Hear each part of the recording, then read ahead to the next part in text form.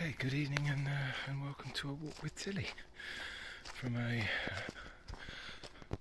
absolutely glorious autumnal evening where it's beautiful for walking.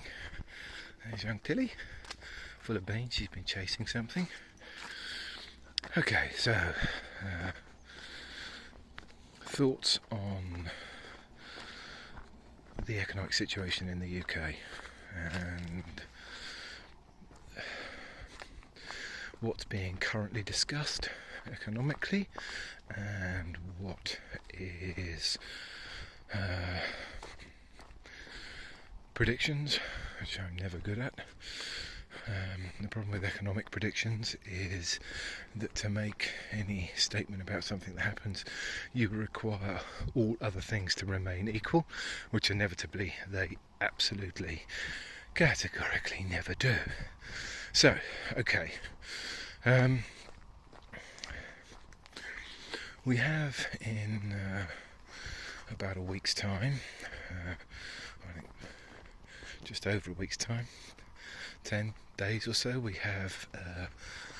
having a budget in the UK where the latest incarnation of the Conservative government that have been in office for 12 years will lay out their vision of what they intend to attempt to do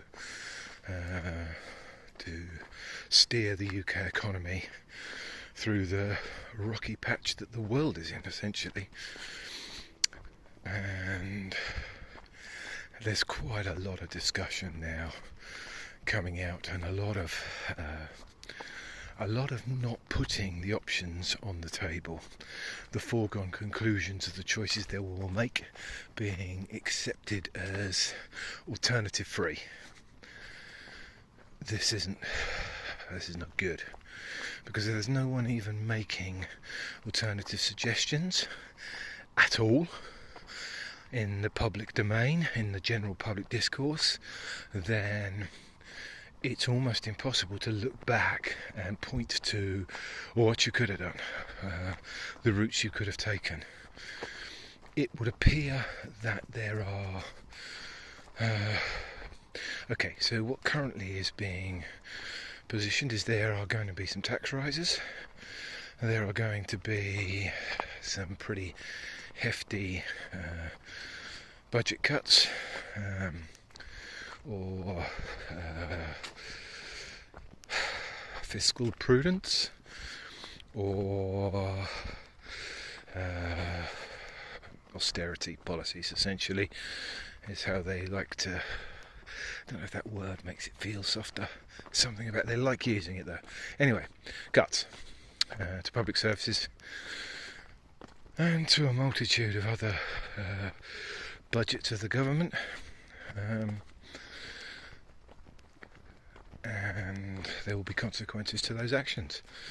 The monetary policy that the Bank of England have carried out is to raise interest rates, again, in an attempt to control inflation.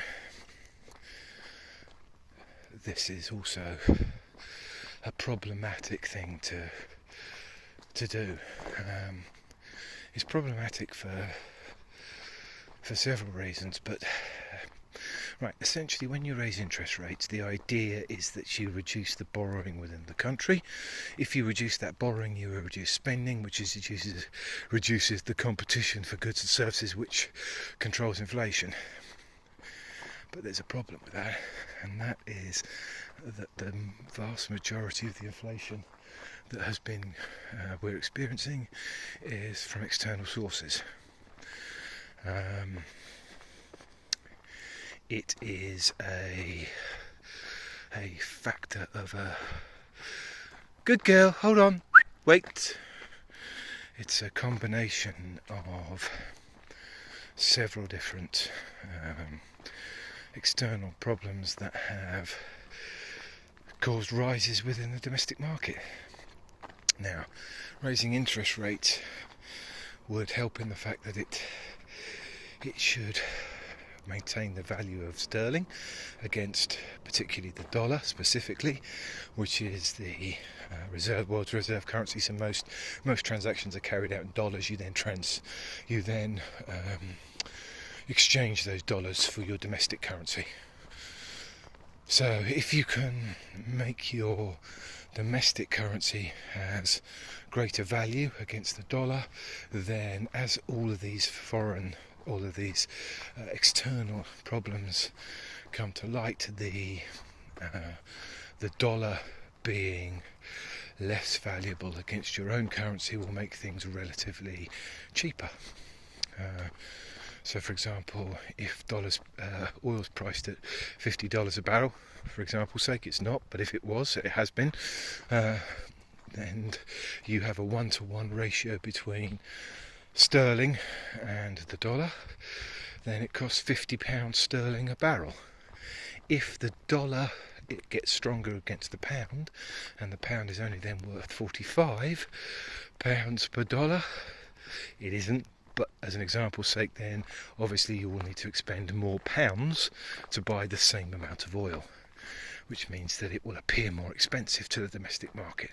So that's why interest rates are being raised. The fiscal policy is to attempt to make budgets balance from a shortfall in tax that is brought about by a reduction in GDP or a recession. This ties in with Brexit, because obviously we've intentionally decided to knock knowingly 4% off of our long-term GDP growth.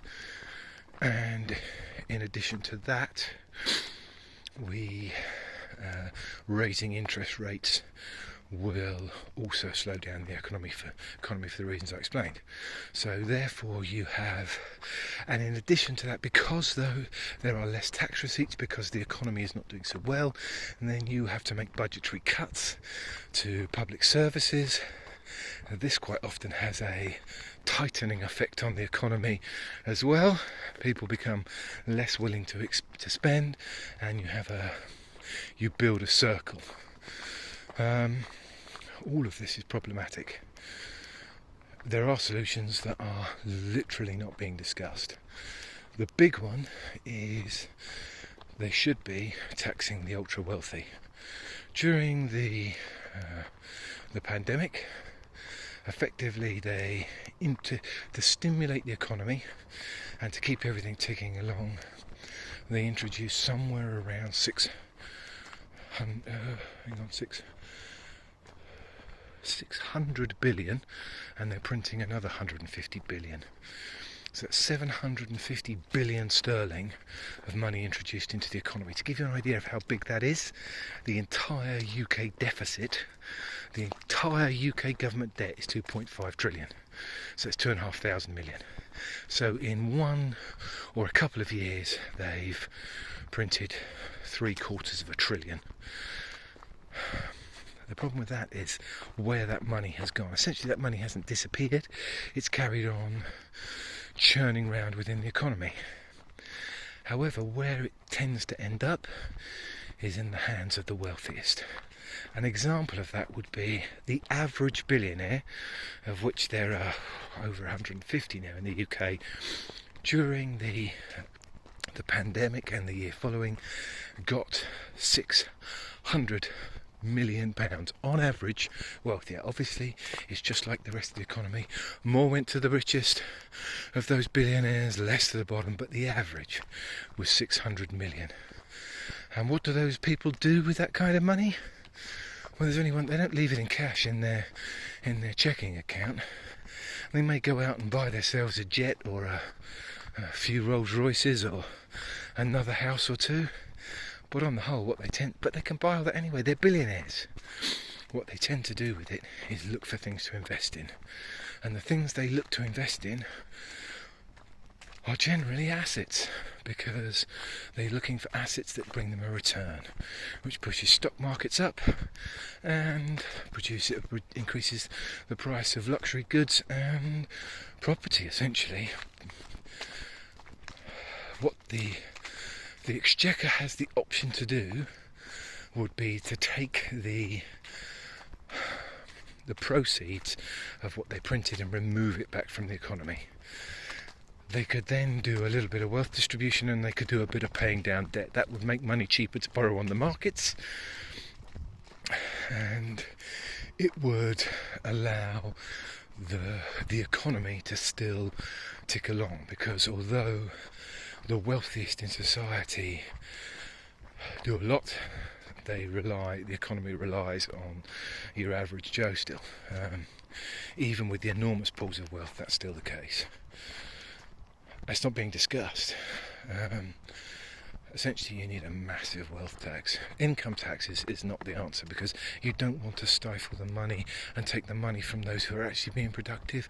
What you'd be best to do is try and remove it from the assets that are effectively jamming up the system. So when you have billionaires competing for multi-millionaires, let's be honest, there's only a few hundred billionaires, but there are thousands of multi-millionaires, and essentially what they're doing is they are competing with the average individual, the middle classes, for those assets.